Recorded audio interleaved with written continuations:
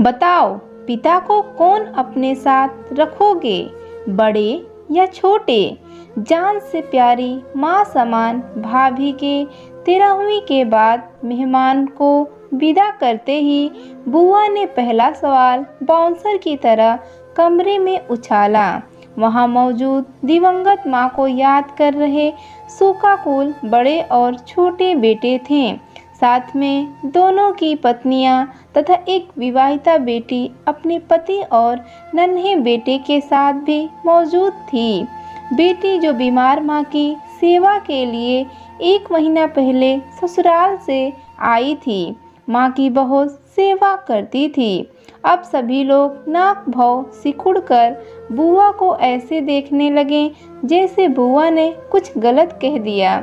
घर में सभी बुआ का बहुत इज्जत करते थे और उनसे डरते भी। अब जवाब देने की बारी आई। सबसे पहले बड़की पतोहू ने कहा, मैं बीमार रहती हूँ, मुझसे अकेले पिताजी का सेवा नहीं हो पाएगा। नौकर रहेगा तभी संभव है। वह घर का सारा काम करेगा और पिताजी को भी देखेगा। पिताजी के पेंशन से उसे तनख्वाह दिया जाएगा, इसलिए पिताजी को सारा पेंशन मेरे हाथ में देना होगा, तभी मैं भार लूँगी। हाँ में हाँ मिलाते हुए छुटकी पतोहू ने जोर से कहा, दीदी बिल्कुल ठीक कह रही हैं। पिताजी जिसके पास रहेंगे सारा पेंशन उन्हें देना होगा। अम्मा जब स्वस्थ थी तो घर का सब काम करती थी।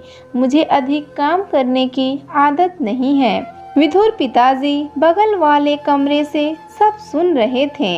लाठी ठकठकाते हुए नजदीक आकर बोले, मैं तुम दोनों के पास नहीं रहूँगा। ऐसा सुनकर सब अवाक रह गए।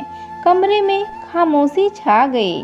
आखिर बड़े बेटे ने साहस करके पूछा, पिताजी 70 बरिस के उम्र में आपको कहाँ रहने का इरादा है?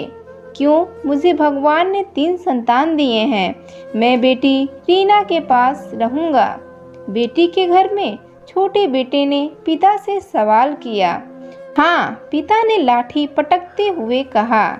हमारे साथ क्यों नहीं? दोनों बेटों ने एक स्वर से पूछा। क्योंकि तुम दोनों को मुझसे अधिक मेरे पेंशन से प्रेम है और रीना को सिर्फ मुझसे। इसलिए रीना चलो यहाँ से, अब मैं तुम्हारे साथ रहूँगा।